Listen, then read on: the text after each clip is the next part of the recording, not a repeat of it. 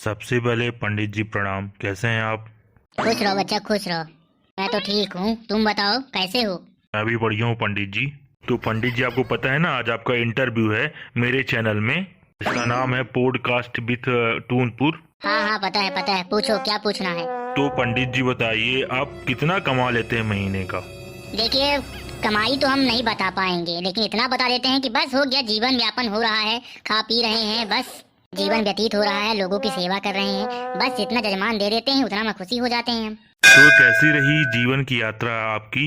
आप मुझे अपने जीवन के बारे में बताइए, कैसा रहा आपका जीवन? देखिए, ऐसा है, मैं बचपन से ही पंडित नहीं था। पहले मैं मंदिरों में धागे बांधा करता था। धागे बांधते बांधते, एक मंत्र पढ़ते पढ़ते एक दिन मुझे एक कथा सुनाने का मौका मिला।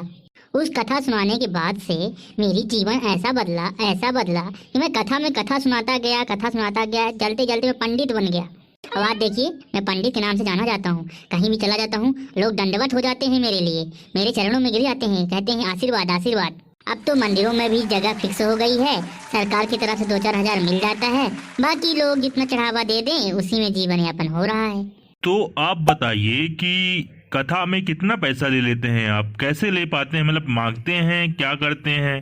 देखिए, मैं जजमान लोगों से कहता हूँ कि आपको जो चढ़ाना है अपनी इच्छा शक्ति से, भक्ति से, जो चढ़ाई भगवान के लिए अर्पण करिए, जितना दान देना है उनको दान दे रहे हैं, मुझे कुछ नहीं दे रहे हैं आप। मुझे बस आप उतना ही दीजिए जितने में मेरा घर चल जाए, मेरा जीवन यापन हो जाए, बस। बाकी आप अपनी श्रद्धा भक्ति से भगवान के लिए जो अर्पित करना है वो अर्पित करिए। तो आपका फेमस डायलॉग क्या रहता है पूरे कथा में? शादी भी करवाते होंगे, उसमें क्या डायलॉग रहता है हम आपका? देखिए, शादी में मैं अधिकतर तो यही बोलता हूँ कि मुहूर्त का समय निकला जा रहा है, कन्या को लेकर आइए, फेरों का समय हो रहा है, जल्दी से गांठ बांधिए, वर वधू को आशीर्वाद देकर विदा कीजिए, मुहूर्त का समय बीता जा रहा है। यही कुछ वचन रहते हैं जो मैं शादियों में बोलता रहता हूँ, बस यही फेमस डायलॉग बने हुए हैं मेरे। तो पंडित जी आप बताइए, आप मदिरा पान करते हैं क्या? हे राम, हे भगवान, क्या कह दिया आपने? मदिरा पान?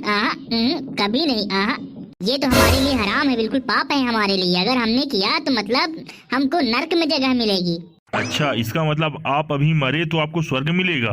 ये स्वर्ग नरक तो अपने हाथों में नहीं है, बस कर्म दंड है, कर्म का विधान है। भगवान ने चाहा तो हमें स्वर्ग में मिल सकता है और नर्क में भी मिल सकता है।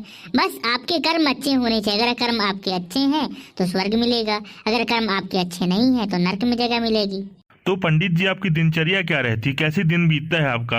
आप बता सकते हैं? देखिए, मैं सुबह 4 बजे प्रातः उठता हूँ, भगवान का ध्यान करता हूँ, उसके बाद स्नान आदि कार्यक्रम करता हूँ, उसके बाद पूजा किया, उसके बाद नाश्ता पानी करके फिर से मैं मंदिर की ओर प्रस्थान करता हूँ।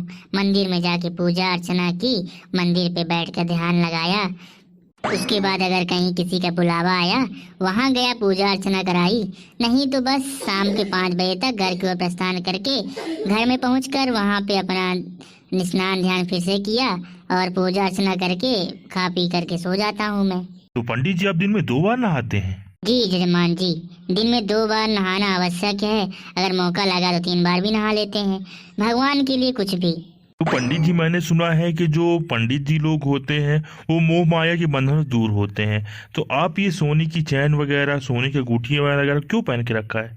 जी नहीं जजमान, आपने गलत सुना है। जो साधु लोग होते हैं वो मोह माया से दूर होते हैं, हम भी मोह माया से दूर होते हैं, लेकिन ये देखिए पोशाक है, अब इसको छोड़ के हम नहीं रह सकते।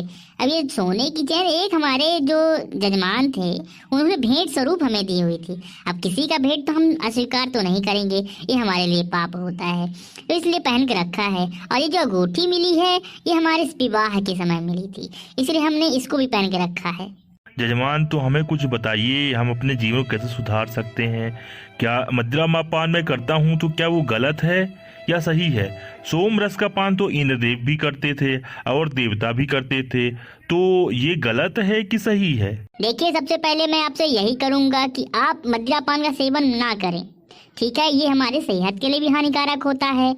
और रही बात जो आपने कहा कि सोम रस का पान वो इंद्रदेव भी करते थे, लेकिन वो सोम रस नहीं है, वो एक प्रकार का जूस है। जैसे कि हम फ्रूट जूस पीते हैं ना, फलों का जूस निकालते हैं, वो जूस है एक प्रकार का, जिसे हम सोम रस कहते हैं। वो रस होता है, इसीलिए सोम रस कहा जाता है। उसकी तुलना आप अपने मदिरा से ना ही करिए। तुम इसका मतलब पंडित जी आप भी सोम रस पीते हैं? अब क्या कहें, कभी कभी हो ही जाता है, सोमरस पान हो ही जाता है। अब तो अब लगता है मेरी लुंगी खुलवा देंगे और कुछ नहीं।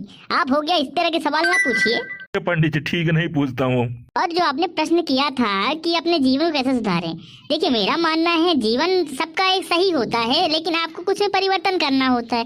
जैसे कि आप सुबह उठिए, भगवान का ध्यान कीजिए, पूजा अर्चना कीजिए, उसके बाद जो भी अपना कार्य करना है उसका कार्य करिए। उसके बाद फिर सही टाइम पे भोजन लेके फिर से आप विश्राम करिए, आराम करिए। एक जो दैनिक जीवन आप बना के रखेंगे सही से, वही सच्चा जीवन होता है। जरूरी नहीं है कि आप दिन भर बैठ के पूजा पाठ ही करिए, वो आपके लिए संभव नहीं हो पाएगा। वो हमारा काम है, दिन भर का पूजा पाठ करना वो हमारा काम है। पंडित जी मेरा भी कुछ अच्छा चल नहीं रहा है, मेरा चैनल भी कुछ अच्छा ग्रोथ कर नहीं रहा है, तो कुछ उसके लिए उपाय बताइए मेरे लिए। अरे चरण जरोवर जी, आपके लिए क्या ही बताऊं। आपको 5001 रुपए का हवन कराना पड़ेगा। अगर आप वो करा लेते हैं तो आपका चैनल ग्रोथ हो जाएगा। आपके जो सब्सक्राइबर वीडियो देखते हैं वो बढ़ने लगेंगे। ठीक है पंडित जी, ठीक है, मैं 5001 वाली पूजा जरूर कराऊंगा आपसे, क्योंकि चैनल में सब्सक्राइबर बढ़ नहीं रहे हैं और ग्रोथ नहीं हो रही चैनल की, तो कराना ही पड़ेगा पंडित जी आपसे।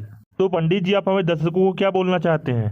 मैं दर्शकों से यही बोलना चाहता हूँ कि हमारा वीडियो अगर अच्छा लगा हो तो वीडियो को लाइक करें, शेयर करें, कमेंट करें और हमारे चैनल को सब्सक्राइब करें। धन्यवाद।